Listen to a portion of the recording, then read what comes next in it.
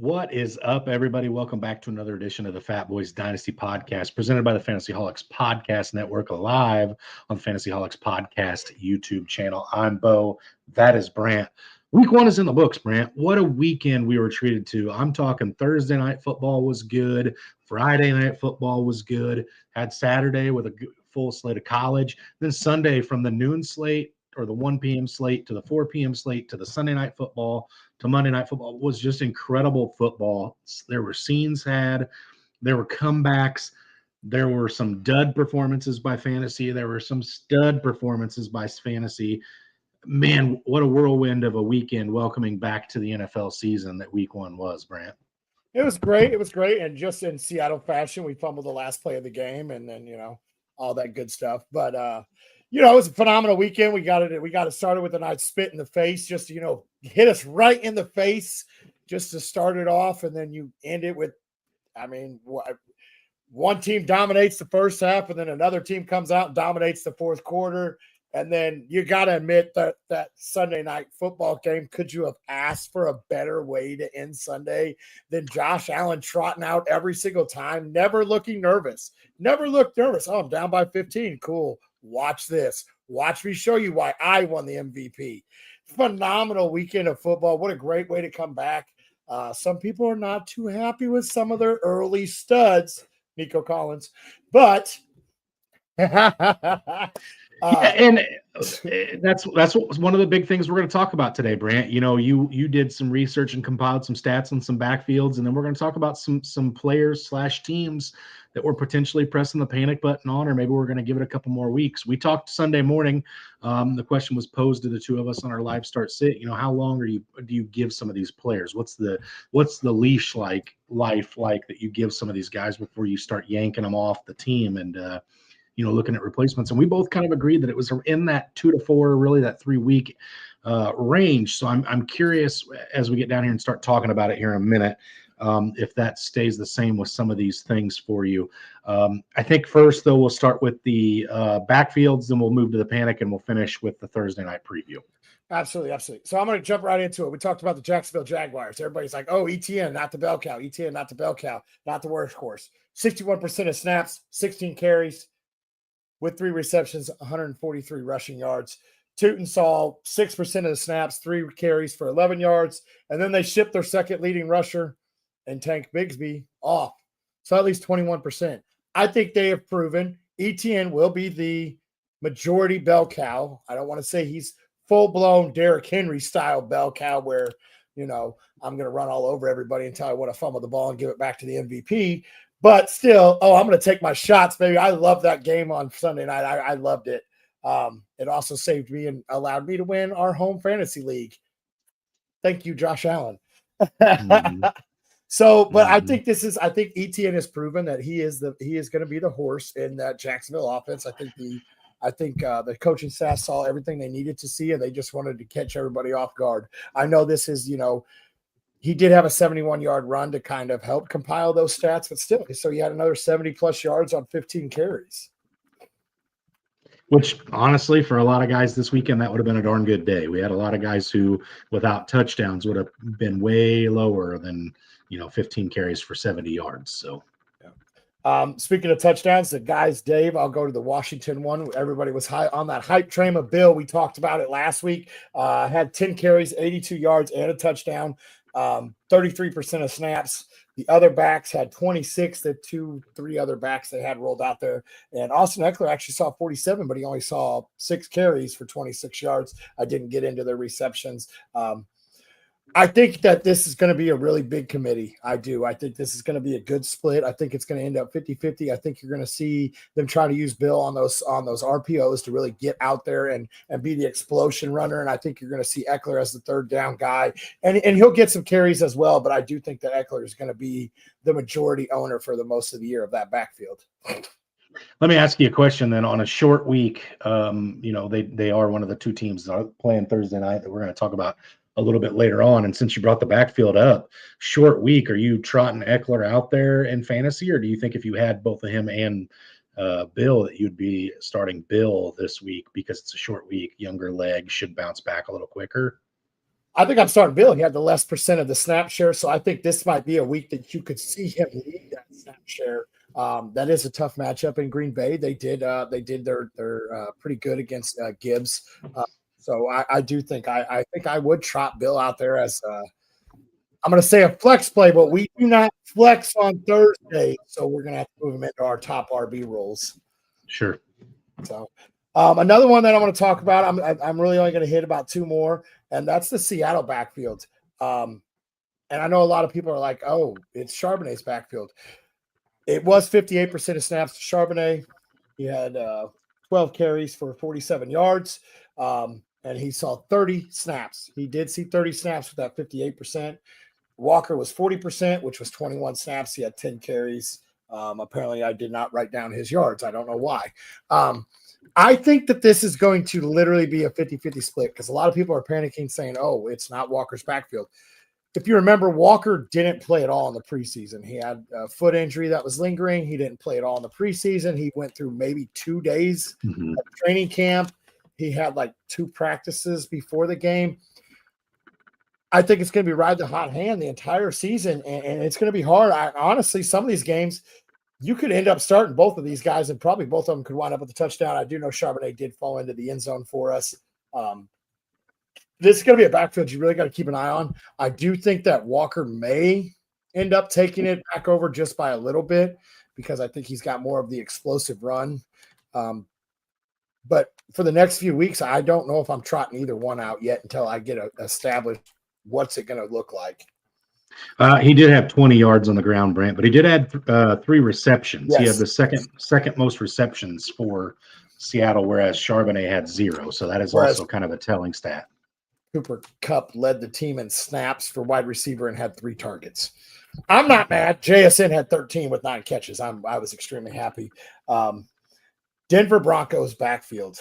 Everybody, RJ Harvey this, RJ Harvey that. You and me both were on that RJ Harvey train. I was treading water early on it, and then I was like, all right, I got to get on it because, well, I had to draft Harvey everywhere, so I had to jump on that train.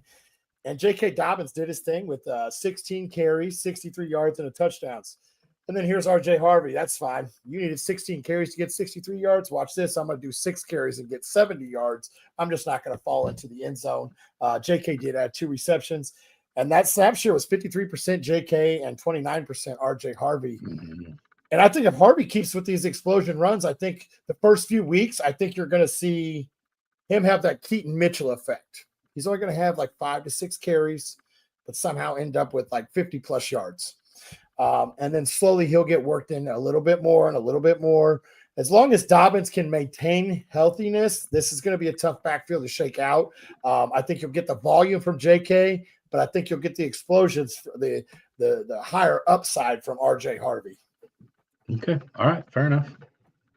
That's all the backfields I got. I originally had Kansas City down here, but it really wasn't that much. Pacheco had 51% of the snaps, and then it was Hunt did have 38%, but they really didn't run the ball very much. I will bring it up just as a caveat as well. I don't have the numbers behind it, but that Pittsburgh backfield was a little shocking as well. I believe Kenneth Gainwell ended up having the highest snap share in Pittsburgh, with Warren having the most work or the best fantasy numbers out of that backfield, and then Caleb Johnson was rather disappointing in his rookie debut, but definitely worth note there as well. Warren went 45%, 11 for 37 with 2 receptions and a touchdown on his reception. Gainwell was 54%, 7 carries, 19 yards, 4 targets, 3 receptions. He did not add a touchdown in there. But yeah, Kenneth Gainwell definitely is that number 2 back there, I think. And I think that's a good committee. And it's a lot of these teams are going to committees. And I don't think, unless you end up with a Derrick Henry, Bijan, who really didn't have the greatest. I mean, I don't know what his rushing numbers were. I do know his receiving numbers were outlandish. But unless you have a bell cow like Gibbs, Henry, Bijan, you kind of have to roll with some committees and go with the hot hand and keep an eye on it. And it's okay to have the second back starting in your RB2 spot. Yeah, I mean, if you talk about some of these offenses that have two viable running backs, I mean, yeah, I think there's definitely, you got a guy who's the RB2 on a team, but he's getting 12 plus touches and a couple targets a game. There's some upside there, right? Now, granted, it's not necessarily great if it's, an offense that doesn't have a great offensive line, but I'll bring up the Cleveland Browns as a prime example. I believe Jerome Ford had the snap share there, but Dylan Sampson had an incredible day catching the ball out of the backfield. So that one was definitely very interesting as well. So yeah, that was definitely interesting to see. And then how is it going to shape out if Judkins comes back? Which it sounds like we still don't know when. Yeah, I was going to say it sounds like we still don't know when exactly that could be. The rumors were he was going to be practicing with the team this week.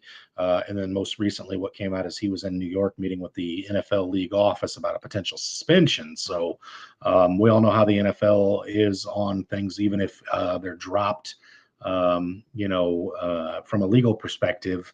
The NFL still does like to get ahead of things publicly, just to try to keep themselves in the light rather than, getting some shade thrown at them. So we'll see how that plays out. But as of right now, it's Jerome Ford, it's Dylan Sampson. So, all right, real quick before we get into the panic or patience meter, Brant, there was some rather large injuries out there. I'll talk about my tight end that I have in our home league just because I think it's a big one. And then I don't know if you know about your guy much yet. I will say George Kittle, placed on the IR. Brock Purdy, it sounds like is going to miss some time. Honestly, in San Fran, I'm extremely worried about that team at this point. But at Kittle, I would say if you were rostering Kittle, you've got to go look elsewhere. His handcuff is not going to be worth a darn if no Brock Purdy being out. So I think you're looking elsewhere for a tight end in Kittle's absence as he's on the IR again in redraft leagues. Maybe you don't hold on to Kittle because of how long he could potentially be out. So that's definitely worth keeping an eye on. I will also bring up Drake London. Went down with his shoulder, had to leave the game early for Atlanta. All signs are pointing to him playing. He did practice today. So those are the two big ones I got, Brant. Yep. Dallas Goedert, after 6 receptions for like 16 yards, 7 receptions for 44 yards. It seemed like he didn't go anywhere when he caught the ball. He did leave the game with a knee sprain and did not participate in practice this week or this Wednesday. And then Brock Bowers is still up, questionable. I have not seen much. I read an update that he was looking to play, and then I read an update literally like 20 minutes after that it could be there's no real update on his injury. He says he's not concerned with it, but then it came out 2 days ago that there's no update by Pete Carroll. So Brock Bowers is a guy you just got to keep an eye on. If he plays, you've got to roll him out there because of his upside.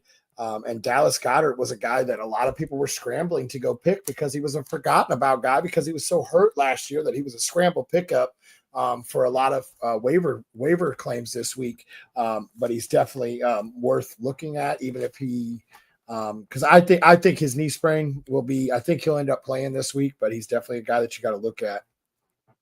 I will also add with the Brock Bowers situation, if Brock Bowers ends up being a late scratch, I think you can pivot really nicely to Michael Mayer. If he's out there in leagues, he had a little bit of value on his own last week as well. And then he does step directly into that line of work if Bowers were to miss with that Vegas Raiders there. So, all right, Brent, let's talk about this panic or patience.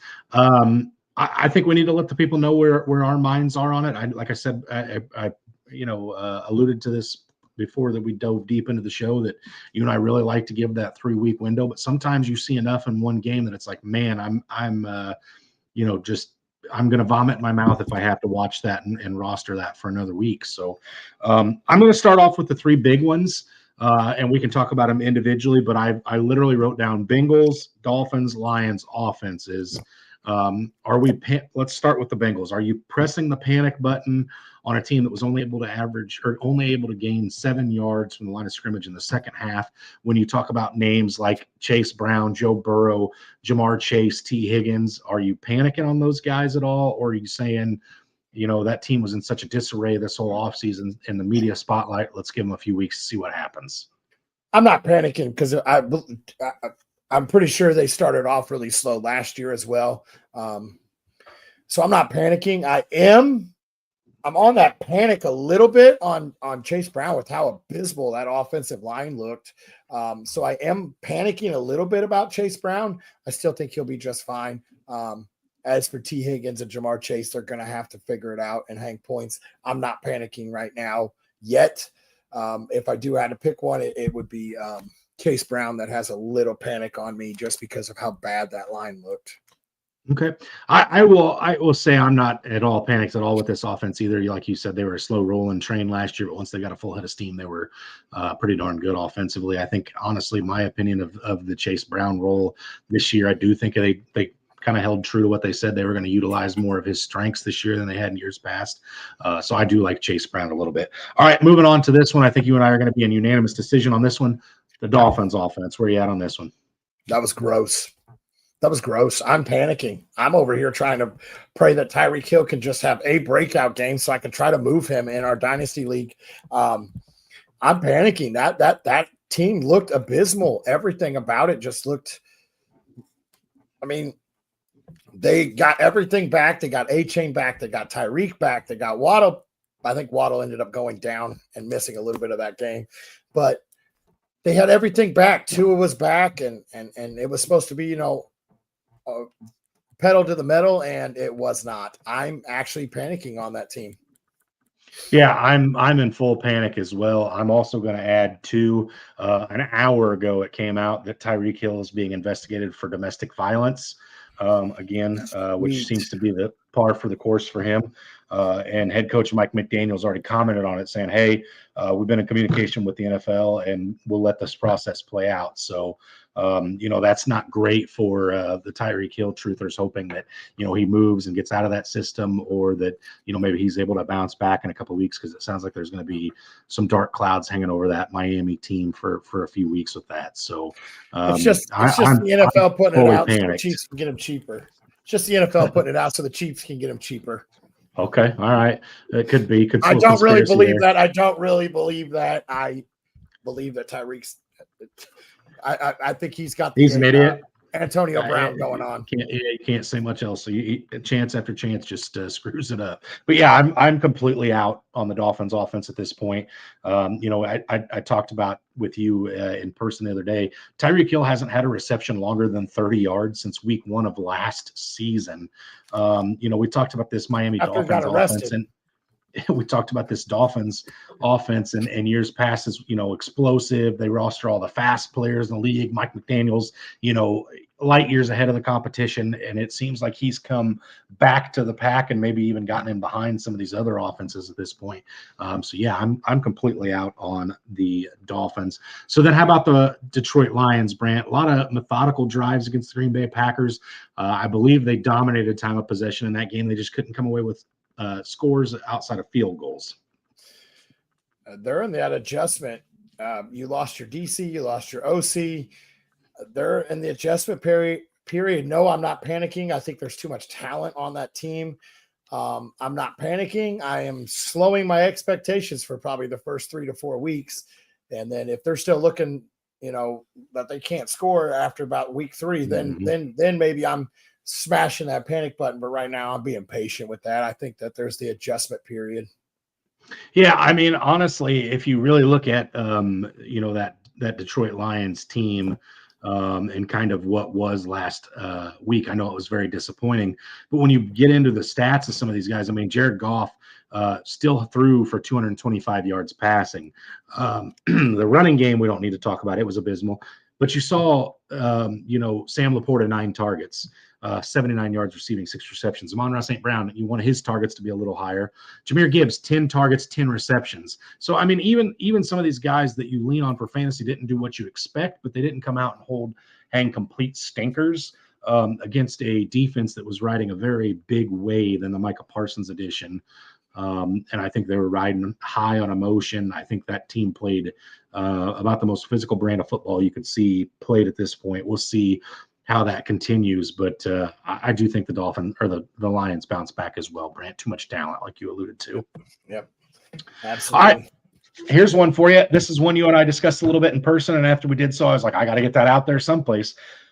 I'm not worried about this person as a player in fantasy, but are you hitting the panic button and panicking on Jalen Hurts as a passer in the National Football League? Do you want your fantasy assets tied to his arm or not? I really don't. Goddard's about the best one that benefit from it. He just didn't get to go anywhere with his 7 targets.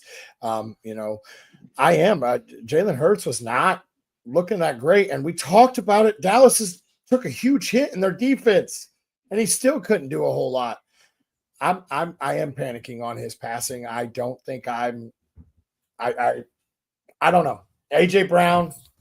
I mean, there's a lot of talent in there, but if they don't figure it out with the passing and they have to rely on him running and Saquon Barkley, there's going to be a lot of disappointed fantasy guys.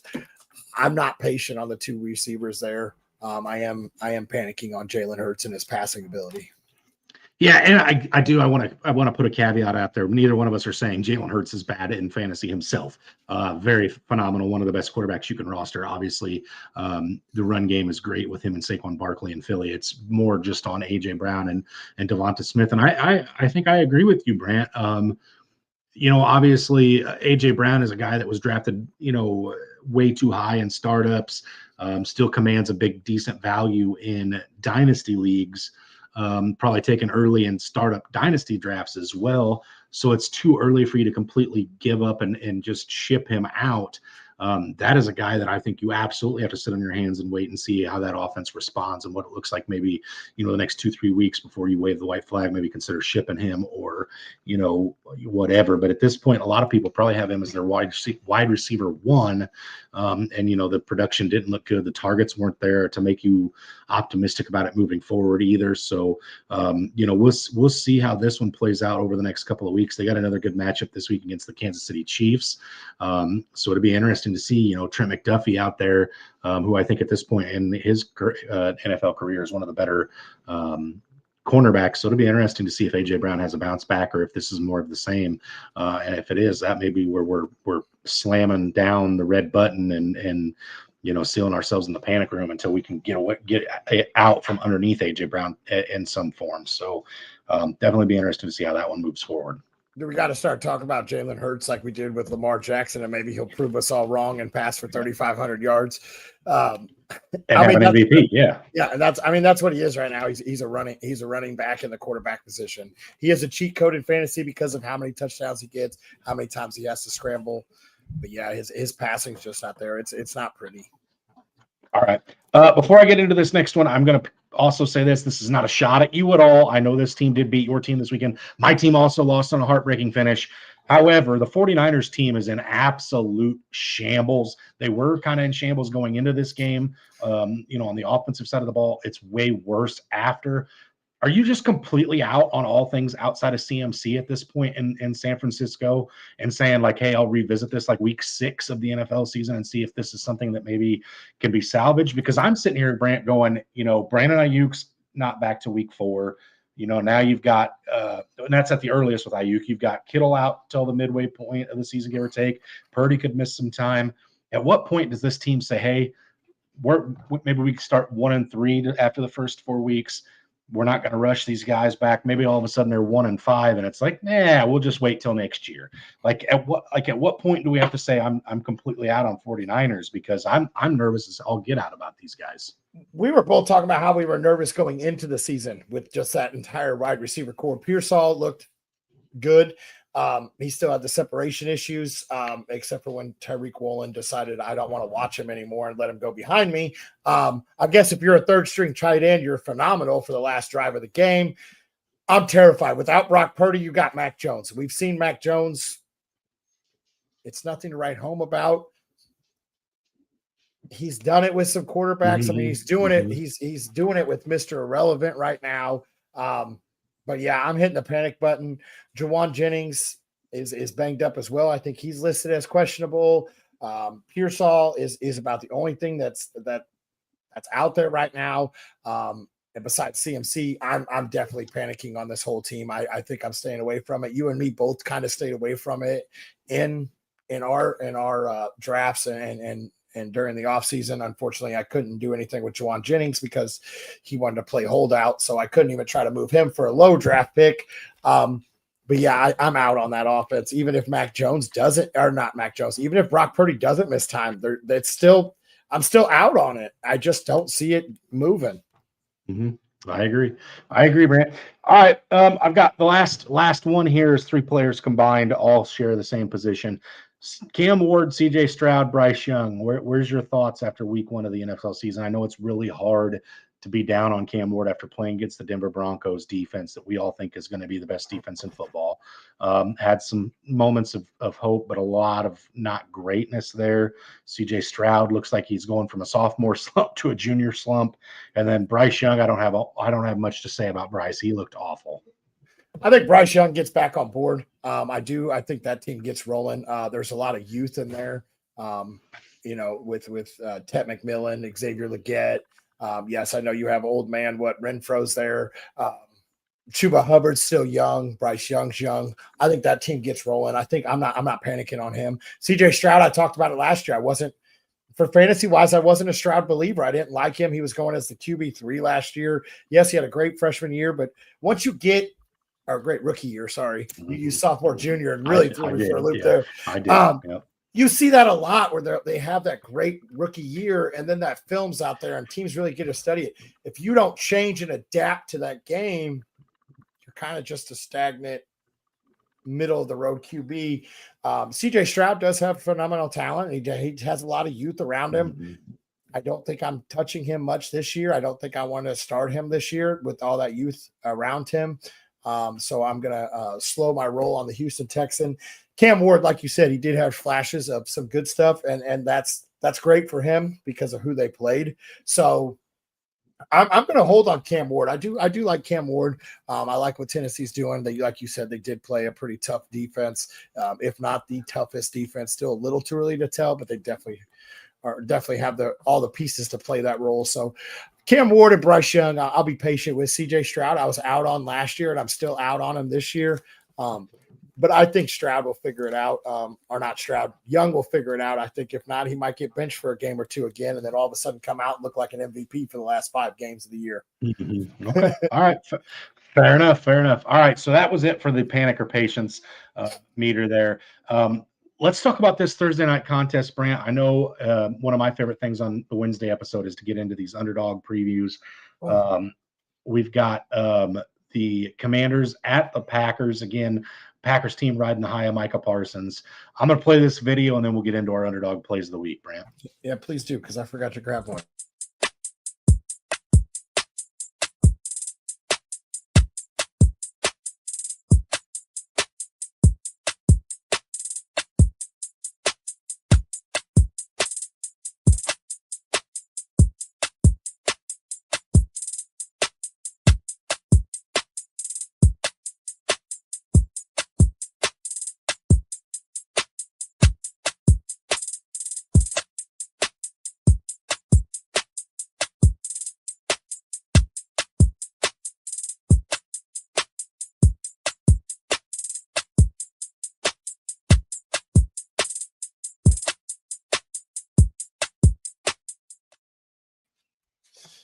All right, I got my brain. I'm good. All right. I was going to say, I'm going to go through mine real quick. That way you can have a chance to further look yours over. So the first one I'm going to go with, I really wanted to, go all in on this player because I'm a huge believer in him. And he looked great week 1 for the Commanders. I've got Deebo Samuel to go higher than 6.5 rushing yards. I think this is a guy that lines up in the backfield a decent amount this week, coming off of the short week, tries to maybe they use him with some end arounds and things of that nature to kind of, nullify the edge rushers there in Green Bay that had wrecked so much havoc on the Detroit Lions. So I think Deebo Samuel, I really wanted to go with his combined rushing and receiving yards. But when I saw the line was at 6.5, I had to just smash this one by itself. Okay. I like it. I do like it. I'm going to talk about Deebo shortly too. Okay. I've got Josh Jacobs higher than 1.5 receptions. One thing I think we noticed with the Green Bay offense last week is that there's not a wide receiver 1. There was a lot of talk about it being Matthew Golden. I believe Jaden Reed, led the team in targets. last week. Dobbs led the team in receiving yards. So at this point, there's not a clear picture on who's the guy. I think Jordan Love's spreading the ball around pretty nicely, and again, I think that happens this week as well. And I think Josh Jacobs steps in and grabs a little slice of that pie. And then just because I'm now trying to be a different man than I was last year, I'm trying to grab some of these lowers. I've got Jordan Love lower than 29.5 passing attempts. I think this is a game where you see him throw 25 to 28. I'll go on the high end passing attempts. I think they spread the ball around so well, and he does it so efficiently. He doesn't have to do it in high volume.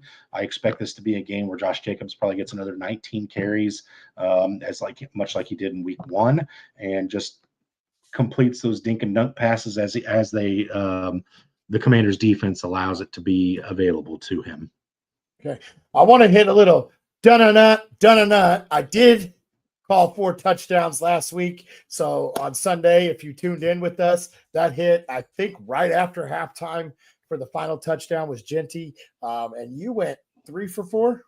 Mm-hmm.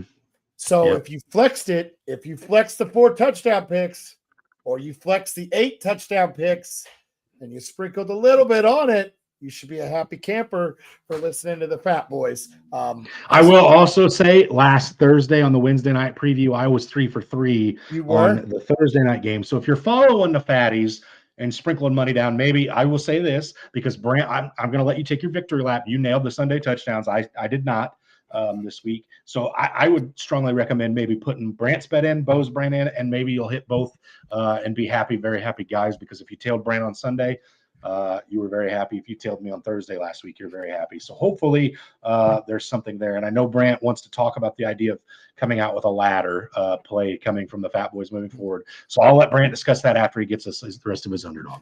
So I'm going to go with Bill to go higher than 37.5 yards. I think they're going to try to run the ball away from Michael Parsons. So I'm going to take him to go higher. I do think. Okay, Jerry Jones in front around who? Yeah. Micah Parsons. Micah. Okay, Jerry. Yeah. Hey, leave me alone. I'm going to go with Debo to go higher than his receiving yards at 54.5. I think he is the primary target there. And then I'm going to go with Josh Jacobs to find the end zone. So higher than half a rushing pass receiving touchdown, which means he probably won't score because, I'm 4 for 4 right now. So my 5th one obviously probably won't hit, but I am going to go with it. I am going to call it. I think he does find it. I think, and as you went with Reed did come off the injury report today. He was the target leader. With 5, I think was his leading with targets was 5. I think it was. Okay. So he did come off the injury report this year. And yeah, the Fatboyz are going to try something. We're going to put our heads together. Or our guts. Or our guts. I was going to say we either have to get around the belly or it's just going to be get guts together. And we're going to start this ladder up. We're going to try this. Some of you guys have seen it. Start with $10, roll it over. We're going to try it out. We're going to adjust some lines to make it to where you get double your money every time over there on Underdog. We are going to go through Underdog. I know a lot of people like to use it on the other sites, but we want to try something a little different, and we're going to try out this ladder thing, give you 3 or 4 plays to double your money, and we're going to try it out. We might go with 5 plays, and if you flex it, it could double it. If it happens to go 5 for 5, you could end up getting a little more out of it. And I will say this too, Brant, it's a good thing. The man behind the scenes, Jay, is watching this right now. So, Jay, just know the fat guy's maybe hitting you up for a new graphic of a fat guy climbing a ladder. Just if you want to start working on it now. Are we going to have to go climb a ladder? Because I don't think I am not climbing a ladder. No, they're not rated for this weight, Brant. That's why we need the technology that exists with AI. It doesn't have to be real that way. Absolutely. But yeah, the Fatboyz want to throw something out there. Everyone else was jumping on this. We want to give it our shot. I tried it on our page last year, and I got hit right in the mouth right off the rip. So we had to do this together this time, I think. Yep. So, and we will come out with our first rung of that ladder, hopefully Sunday at our live start sit that we do for the page. That will be at 10 a.m. Eastern time, excuse me. We're going to go back to the original time slot from last year. We came at you late this year, just a week for week 1, all the buzz there. But we will be live at 10 a.m. Eastern time on Sunday for live start sits this week, Brant. Absolutely. I think that wraps it up for our week one preview, week one recap. So as always, join us on Sundays and stay hungry. Stay fat, my friends.